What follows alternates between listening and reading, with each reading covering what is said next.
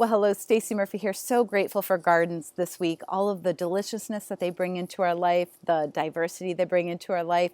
I love to plant polycultures like you can see here behind me with lots of different types of plants to increase the amount of microbial activity and insect life in the garden. And so this is a really quick video today to celebrate the bounty of the year and to ask those three critical questions so that you can have your best harvest yet for 2017. So I've got three big questions for you to plan your best harvest yet for 2017. And the best times to ask these questions are either when the growing season is winding down so that you can remember what just happened and plan for a better year next year, or when the growing season is just ramping up and you can basically set your intentions for a great season. So just take a moment and evaluate in 2016, did you reach your garden goals? And maybe one of your goals was to start the garden you've always wanted. You've never had a garden and you started one. Did you get the yield that you wanted out of the garden that you had? Did you get to experience the joy that you wanted from your garden? So why take a moment now and evaluate all of this? Mother Nature is amazing. Every year is a rebirth, and you can try again and improve. And the cycle of nature is very similar where you're located, and so you have a chance to do it all again. And my recommendation is to try to do this process at the end of the growing season so that you're not approaching this with a fuzzy mind trying to remember what the past growing season was like, but you can do this at any time in the year and you can always improve. And notice when I ask those questions about did you achieve your goals, notice if you were really hard on yourself, really critical, or if you sat up and said, yeah, I achieved a lot of my goals. Because sometimes we're very hard on ourselves in our garden and we always want more. So in 2017, you have an opportunity to try again, and you could do the same thing you did last year, or you could take a couple minutes and plan a better year. So before we start asking the questions, I want you to take a moment to celebrate what went really well. So when I ask those questions, did you achieve your goals for this year? Did you find yourself being really critical on yourself and judgmental?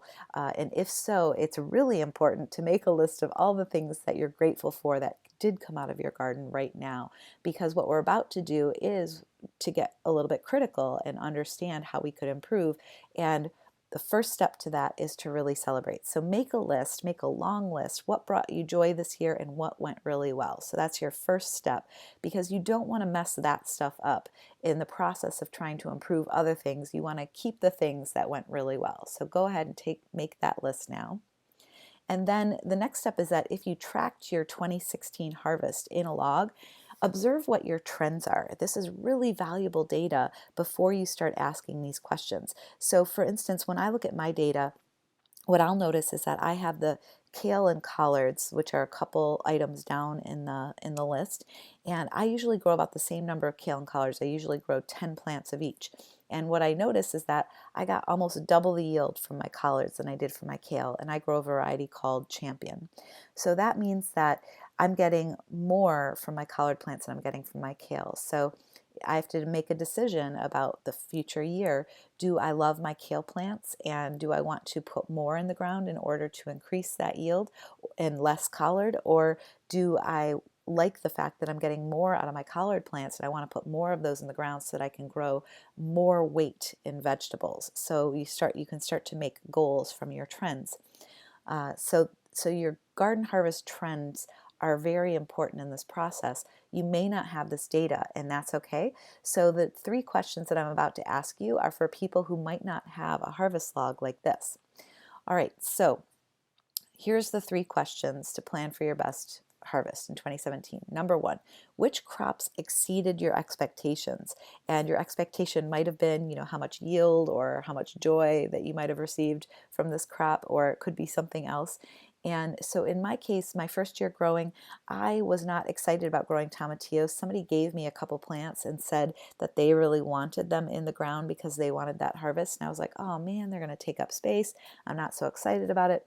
I grew them. They brought so much joy into my life, and they produced so much. I had so much salsa and roasted tomatillos, and I would put tomatillos in my salad raw. And it was unexpected. I found that I absolutely loved growing these plants, and I didn't even think I was going to. So which crops exceeded your expectation, either in the amount that they produced or the joy that they brought you or some other factor? And on the flip side of that is which crops were disappointing. And so my first year, I really hated growing spinach because I really neglected my plants, and spinach was one of those plants that easily bolts if the conditions aren't quite right. And so my plants were a little bit more stressed out, and I just really hated growing these typical varieties of spinach. And I actually moved to growing Malabar spinach, which is a variety that can adapt to a lot of neglect. And so, which crops for you were disappointing, and is there a better variety for your area? Okay, so the second question, that was the first question. The second question you want to ask yourself, what was absolutely no fun? And so for everybody, there is that crop that's just like a total downer, or a process that was a total downer. Maybe you didn't like the compost system that you set up, or whatever the case may be. So what was an absolute downer for you? And remember that garden yield is not just about vegetables, but about joy as well as many other things. And so maybe you can take a look at the root cause of that failure, whatever that bummer was, whatever that no fun was. We can call it a failure, we can call it an opportunity to learn. So were you fighting your climate? Was that the root cause of that total bummer? Was the root cause that maybe your soil, you suspect that you're missing some key nutrients and your plants are showing signs of that? Was there another root cause? Maybe watering was a pain in the butt. You didn't set up an irrigation system that worked for you, and so you had a lot of failure. Or maybe when you planned your season, you planned your timing off and your crops came in at the wrong time and you didn't get to experience the yield that you expected. So first look at the bummer, like what's the total bummer, and then try to look underneath that at the root cause, and that's going to help you understand what you could do better for the next year. And when you ask this question, what was absolutely no fun, you have the opportunity here to do something differently, or just stop doing whatever it was that was no fun. If it was a crop that was no fun, stop growing that crop. If you didn't like a particular style of compost, don't do that again. So you always have the opportunity to choose not to do something. So that's question number 2. And question number 3 is, what experiment could you run? And this is a really fun question. So for me, when I'm growing, I have all these kind of hypotheses about what is making me yield more produce in my garden. And so I want to try to test them. And this is probably something that you think about a lot too when you're trying to decide, do I add some worm castings? Like, what's the real benefit to worm castings? I know it's good, but how much do I add? What percentage do I add? Do I add it at all? And so what kinds of experiments could you run? And a good experiment tests one factor at a time. So let's say you have some sun gold tomatoes. You have one patch where you do not apply compost tea to those sun golds, and then you have another area where you apply that compost tea to the sun gold tomatoes once a month. And it's important to specify that how often you applied it, because later you could test. If you find out that it did help to apply compost tea, then you could say, okay, this is how much it helps to apply once a month, but what if I apply once every 2 weeks? That might be different. So that's a whole different test, right? It's a different factor. So here we're just testing applying it or not applying it. So that's a good experiment.